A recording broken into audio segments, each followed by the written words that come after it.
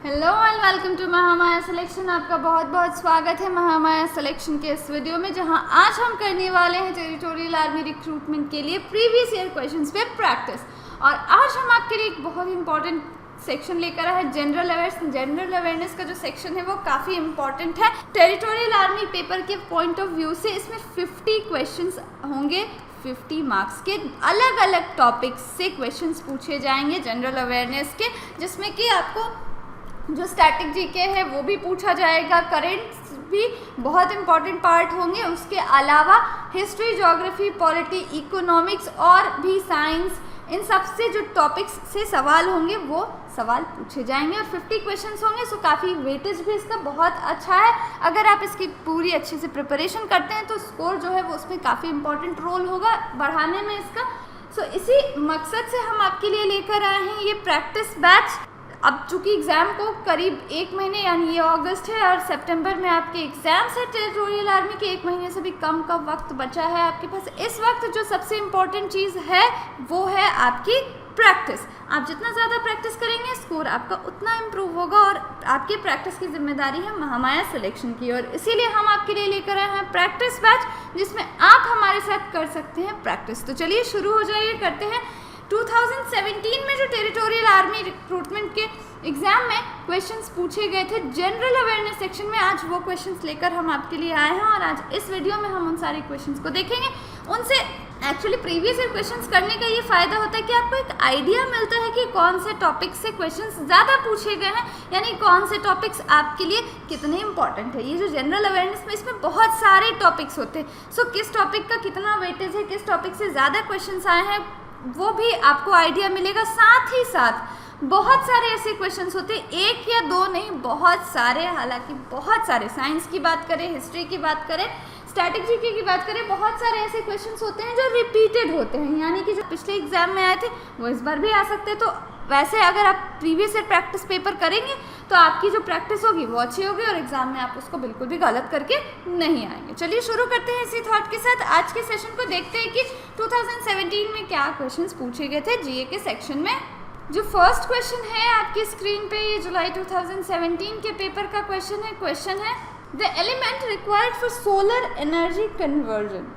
उस एलिमेंट का नाम बताएं जिसकी ज़रूरत हमें सोलर एनर्जी यानी कि सौर ऊर्जा के परिवर्तन के लिए होती है, यानी कि जो सोलर एनर्जी होती है, सूर्य की रोशनी को एनर्जी में कन्वर्ट करने के लिए कौन से एलिमेंट की आवश्यकता होती है। ऑप्शन है बेरिलियम, सिलिकॉन, टैंटलम या अल्ट्रा प्योर कार्बन। ठीक है, तो ये काफ़ी इजी क्वेश्चन है। आपको पता है कि जो सोलर सेल्स लगते हैं ना, सोलर एनर्जी वाले सोलर सेल्स, सोलर पैनल्स लगते हैं, उनमें कौन सा एलिमेंट होता है, उनमें होता है silicon. So option B silicon जो होगा वो हमारा बिल्कुल ही करेक्ट आंसर होगा। ठीक है, ऑप्शन बी सिलिकॉन बिल्कुल सही जवाब। चलिए आगे बढ़ते हैं अगले क्वेश्चन पे। अगला क्वेश्चन जो हमारे पास है वो है which type of fire extinguisher is used to extinguish petroleum fires. इनमें से कौन से फायर एक्सटिंग्विशर का यूज़ हम पेट्रोलियम की आग बुझाने के लिए करते हैं। ठीक है, पेट्रोलियम की आग बुझाने के लिए किस टाइप के फायर एक्सटिंग्विशर की यूज़ हम करते हैं। ऑप्शन है foam type, soda acid type, powder type या फिर नन ऑफ दीज। सो ये काफ़ी कॉमन बात है, आपने कई बार पेट्रोल पंप्स वगैरह पे देखा भी होगा कि वहाँ पे फोम टाइप फायर एक्सटिंग्विशर होते हैं जो पेट्रोलियम फायर्स को आसानी से बुझा देते हैं। इसलिए ऑप्शन ए जो होगा वो हमारा क्या होगा, करेक्ट आंसर होगा ऑप्शन ए, फोम टाइप। ठीक है, चलिए आगे बढ़ते हैं अगले क्वेश्चन की तरफ। अगला क्वेश्चन है 1 horse power is equal to, again ये साइंस का, फिजिक्स का क्वेश्चन है। 1 हॉर्स पावर यूनिट्स भी बहुत सारे पूछे जाते हैं। ठीक है, सो आपको साइंस में क्या करना है, एसआई यूनिट्स आपको पढ़ने हैं जाके। यही फ़ायदा होता है जब आप प्रीवियस ईयर क्वेश्चन को सॉल्व करते हैं तो आपको आइडिया लगता है कि किस किस टाइप के क्वेश्चंस पूछे जा सकते हैं। 1 हॉर्स पावर ये एनर्जी की जो यूनिट है ये कितने के बराबर होती है, 736 वाट, 746 वाट, 748 वाट या 756 वाट। सो 1 हॉर्स पावर जो होता है वो ऑप्शन बी 746 वाट्स के इक्वल होता है। Option B 1 horse power is equal to 746 watt. और ये जो क्वेश्चन है ना ये बहुत बार रिपीटेड भी है। आपको ये क्वेश्चन इस तरीके से भी दिया जा सकता है कि 746 watt is equal to 1 horse power, 2 horse power और 3 हॉर्स पावर, ऐसे भी ये क्वेश्चन को पूछा जा सकता है। सो क्वेश्चंस वही होते हैं जिनको घुमा फिरा के पूछा जाता है।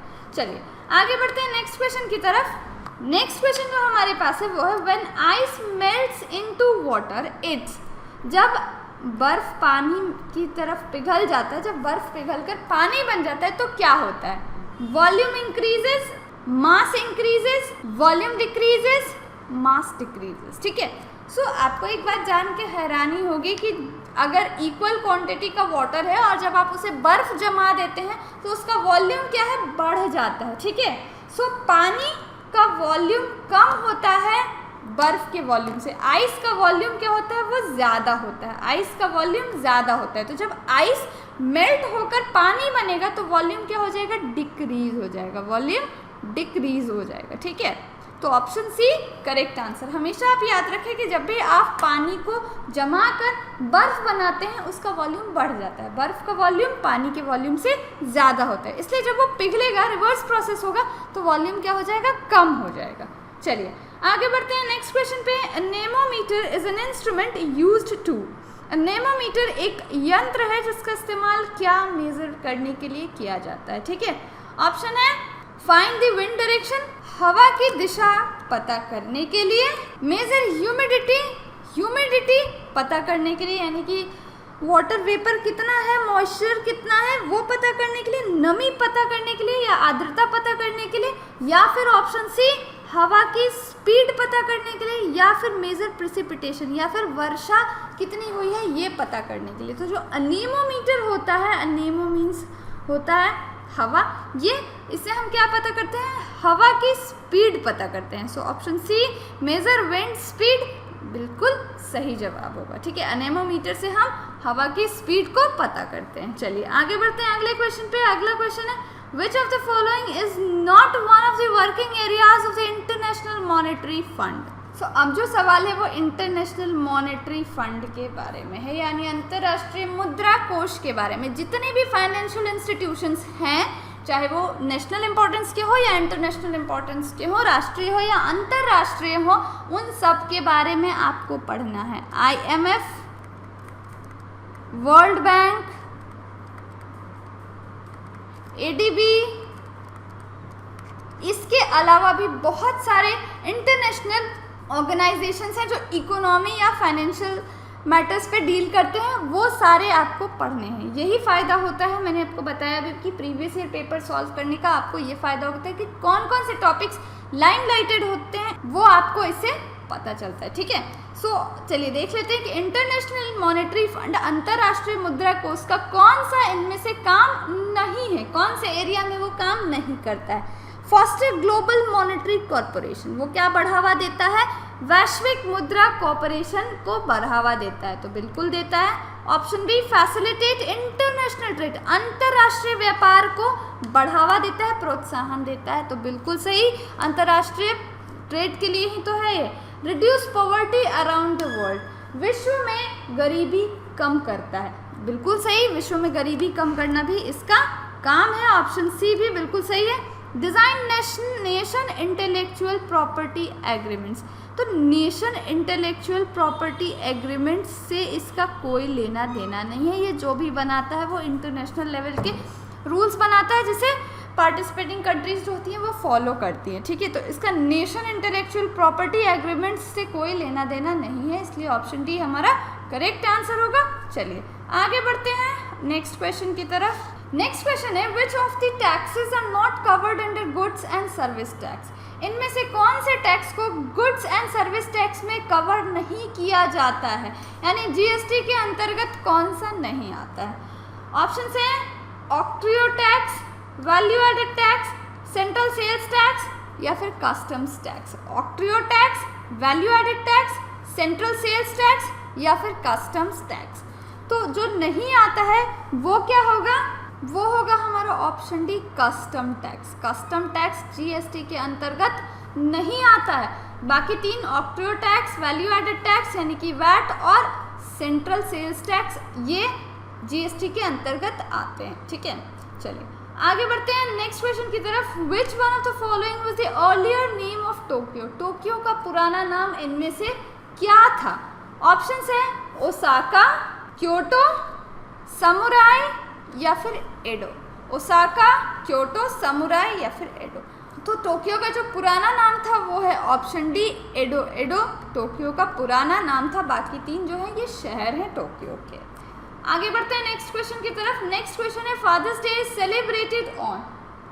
फादर्स डे किस दिन मनाया जाता है? Very important. ये सारे क्वेश्चंस जो ऐसे डे वाले क्वेश्चंस है ना, ये आपसे कोई भी डे पूछा जा सकता है, एनवायरनमेंट से रिलेटेड डे या फिर आपके देश से रिलेटेड कोई सा भी डे आपसे पूछा जा सकता है। सो डे एंड डेट्स बहुत इंपॉर्टेंट है। फादर्स डे किस दिन मनाया जाता है? फादर्स डे मनाया जाता है 3rd Sunday of June. 3rd Sunday of June, option A हमारा बिल्कुल भी करेक्ट आंसर है। जून के तीसरे संडे को, 3rd संडे को फादर्स डे सेलिब्रेट किया जाता है।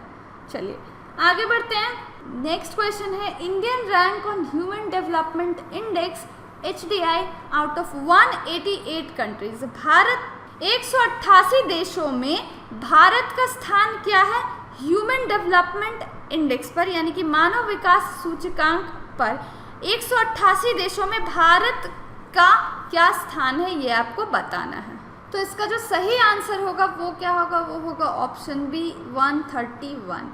ठीक है, ह्यूमन डेवलपमेंट इंडेक्स यानी कि मानव विकास सूचकांक पर 188 कंट्रीज में, जो कि अब 189 हो चुकी हैं, इनमें से इंडिया का जो रैंक है वो 131 है। ऑप्शन बी बिल्कुल सही जवाब। चलिए आगे बढ़ते हैं। With which of the following is जीव मिल्खा सिंह एसोसिएटेड। इनमें से जीव मिल्खा सिंह का संबंध किस खेल से है? ऑप्शन से हॉकी, एथलेटिक्स, गोल्फ या फिर रेसलिंग। तो जो जीव मिल्खा सिंह है उनका संबंध गोल्फ से है, वो गोल्फ प्लेयर है। Option C correct answer. चलिए आगे बढ़ते हैं अगले क्वेश्चन की तरफ। नेक्स्ट क्वेश्चन जो हमारे स्क्रीन पे है ये बहुत ही इंपॉर्टेंट है। ठीक है, इस तरह के क्वेश्चन, ये जो क्वेश्चन है ना, ये बुक के बारे में है। जो रिसेंट में जो भी बुक्स आई हैं, बहुत लोगों ने अपनी ऑटोबायोग्राफी लिखी होती है या उनके ऊपर किसी ने उनकी बायोग्राफी लिखी होती है, तो वो सारे जो बुक्स होते हैं ना वो बहुत इंपॉर्टेंट होते हैं, बिल्कुल ही आते हैं। सो नेक्स्ट क्वेश्चन क्या है? S against odds. S against odds is the story of this iconic Indian player. S against odds ये क्या है? एक बुक है। ये किसके जीवन पर लिखा गया है, किसके बारे में ये स्टोरी है? एस अगेंस्ट ऑड्स स्टोरी किस पे है? ऑप्शन है मोहम्मद अजहरुद्दीन, सानिया मिर्जा, साइना नेहवाल या लिएंडर पेस। तो इसका जो सही जवाब होगा वो होगा साइना नेहवाल। साइना नेहवाल पर लिखी गई बुक जो है, स्टोरी है, वो है एस अगेंस्ट ऑड्स। ठीक है, सो ये जो है बहुत ही इंपॉर्टेंट है। आपको क्या करना है कि करंट में हाल फिलहाल में जितनी भी बुक्स आई हैं, करीब 6 महीने की जो भी बुक्स ऑटोबायोग्राफीज आई हैं फेमस लोगों पर, फेमस पर्सनालिटीज़ पर, वो आपको पढ़ना है। ठीक है, आगे बढ़ते हैं। नेक्स्ट क्वेश्चन है who has won the 2017 formula 1 Monaco grand prix world championships. 2017 formula 1 Monaco grand prix world championship किसने जीती है? ऑप्शंस हमारे पास है किमी रायकोनेन, सेबेस्टियन वेटेल, वैल्टेरी बोटास या फिर डैनियल रिकार्डो। तो ऑप्शन बी जो होगा सेबेस्टियन वेटेल, ये बिल्कुल सही जवाब। ऑप्शन बी इन्होंने जीती। अब ये ग्रैंड प्रिक्स वाले जो रेसिंग चैम्पियनशिप्स होते हैं ना, इनसे भी बहुत सारे सवाल आते हैं। स्पोर्ट्स की बात करें तो और सारे स्पोर्ट्स से भी आते हैं, लेकिन ये रेसिंग वाले स्पोर्ट्स से भी बहुत सारे सवाल पूछे जाते हैं पेपर में। चलिए आगे बढ़ते हैं नेक्स्ट क्वेश्चन की तरफ। Which football club has won the 2017 UEFA Champions League trophy. 2017 की UEFA चैम्पियंस लीग ट्रॉफी किस फुटबॉल क्लब ने जीती है? ऑप्शन हैं जुवेंटस, मिलान, बार्सिलोना या रियल मैड्रिड। तो इसका जो सही आंसर होगा वो होगा ऑप्शन डी, रियल मैड्रिड ने 2017 की UEFA चैम्पियंस लीग ट्रॉफी को जीत लिया था। अब आप देख सकते हैं कि ये सारे जो क्वेश्चंस हैं ना, ये 2017 वाले क्वेश्चंस ये काफ़ी पूछे गए हैं, यानी कि करंट का जो सेक्शन है वो भी हमारे लिए बहुत इंपॉर्टेंट होने वाला है, हाल फिलहाल में जो भी घटनाएं हुई हैं। नेक्स्ट क्वेश्चन है which Indian pair have won gold in mixed team 10 metre air pistol event at 2017 International Shooting Sport Federation Gabala World Cup. ठीक है, 10 metre air pistol event 2017 International Shooting Sport Federation में cup किसने जीता है? Option है Sanjeev Rajput and Anjali Bhagwat, Apurvi Chandela and Jitu Rai, option C Anjali Bhagwat and Omkar Singh, या फिर option D Jitu Rai and Hina Sandhu. So option D जो होगा ये हमारा बिल्कुल ही करेक्ट आंसर होगा, जीतू राय एंड हीना संधू। ठीक है, आगे बढ़ते हैं अगले क्वेश्चन पे। अगला क्वेश्चन है communication compatibility and security agreement has been signed between India and. Communication compatibility and security agreement COMCASA ये भारत और किस देश के बीच साइन किया गया है? ऑप्शन है United Kingdom, Italy, United States of America या फ्रांस। सो ऑप्शन सी क्या होगा? Option C United States of America हमारा बिल्कुल सही जवाब। भारत और अमेरिका के बीच में कम्युनिकेशन कंपैटिबिलिटी और सिक्योरिटी एग्रीमेंट के लिए समझौता किया गया, साइन किया गया। ठीक है, आगे बढ़ते हैं अगले क्वेश्चन पे। अगला क्वेश्चन है who is the Indian ambassador and permanent representative to the United Nations. United Nations में भारत का एम्बेसडर और परमानेंट रिप्रेजेंटेटिव किसे बनाया गया? ठीक है, ऑप्शन से Swaraj Singh Chauhan, option B Rajiv Kumar Chander, option C Rajesh Chauhan या option D Kushal Singh Rajawat. So option जो बी है राजीव कुमार चंदेर ये हमारा बिल्कुल सही जवाब। इन्हें यूनाइटेड नेशंस का एम्बेसडर और परमानेंट रिप्रेजेंटेटिव बनाया गया। नेक्स्ट जो हमारे पास क्वेश्चन है वो है रुपए इज रिलेटेड टू। इनमें से रुपए का संबंध किससे? रुपए किससे संबंधित है? Rural payment of wages offices of India. ठीक है, ये ग्रामीण इलाकों में रूरल पेमेंट करने के लिए है? बिल्कुल भी नहीं। Option B national association for facilitation of rural payment. Rural payment से तो रुपए का कोई लेना देना ही नहीं है। या option C national payments corporation of India यानी कि एनपीसीआई। ठीक है, एनपीसीआई भारत की फाइनेंशियल ऑर्गेनाइजेशन है। National payments corporation of India रुपए का जो रिलेशन है वो एनपीसीआई यानी कि national payments corporation of India के साथ है। एनपीसीआई ने ही रुपए को बनाया। रुपए क्या है? हमारा डेबिट कार्ड है। और नेक्स्ट है रशियन पे, रशियन कॉम्पिटिटर ऑफ पेपल। ये बिल्कुल भी गलत जवाब है। रुपए जो है वो एनपीसीआई द्वारा बनाया गया पेमेंट के लिए कार्ड है। ठीक है, सो ऑप्शन सी हमारा करेक्ट आंसर होगा। चलिए आगे बढ़ते हैं नेक्स्ट क्वेश्चन पे। नेक्स्ट क्वेश्चन हमारे पास है the 52nd Jnanpith award was conferred on. Very important, जितने भी लिटरेचर से अवार्ड्स हैं, ठीक है, लिटरेचर अवार्ड्स ये आपको पढ़ने हैं। लिटरेचर अवार्ड्स हाल में इस साल के किसे दिए गए हैं? ज्ञानपीठ अवार्ड। इसके अलावा भी बहुत सारे अवार्ड्स होते हैं साहित्य के क्षेत्र में, वो किसे दिए गए हैं वो आपको पढ़ना है। ऑप्शन है शंकराचार्य, शंख घोष, आमिर खान या प्रणब मुखर्जी। तो इसका जो करेक्ट आंसर होगा वो होगा ऑप्शन बी शंख घोष। इन्हें ज्ञानपीठ 52वां ज्ञानपीठ पुरस्कार से नवाजा गया। नेक्स्ट है who was crowned the miss universe 2016। Miss universe 2016। Again आप जानते हैं कि पेपर जो है 2017 का है, तो 2016 के करंट के बहुत सारे क्वेश्चंस पूछे गए हैं। 2016 मिस यूनिवर्स किसे बनाया गया है? ऑप्शन से जीनिट एप्स, लूसी सरफरोवा, पिया वुड्सवैक या फिर Iris Mittenaere. So option D Iris Mittenaere ये आपका बिल्कुल सही जवाब होगा। Option D would be the correct answer. So this is all for this video. Hope कि आपको ये वीडियो अच्छी लगी हो और ये सारे क्वेश्चन से आपको बहुत कुछ सीखने को मिला हो। अब आप टॉपिक्स गेस कर सकते हैं आराम से कि किन किन टॉपिक्स से क्वेश्चन जो है वो लगातार पूछे गए हैं। कुछ क्वेश्चन ऐसे भी होंगे जो आपको एग्जाम में बिल्कुल रिपीटेड मिलेंगे। सो होप कि आपके लिए वीडियो बहुत हेल्पफुल रही हो। अगर आपको ये वीडियो अच्छी लगी हो तो इसे लाइक करें, अपने फ्रेंड्स के साथ शेयर करें और महामाया सिलेक्शन को सब्सक्राइब ज़रूर करें ताकि हम आपके लिए ऐसी ही वीडियोस बनाते रहें। So thank you for watching this video and see you in the next video with another paper. Till then keep working hard.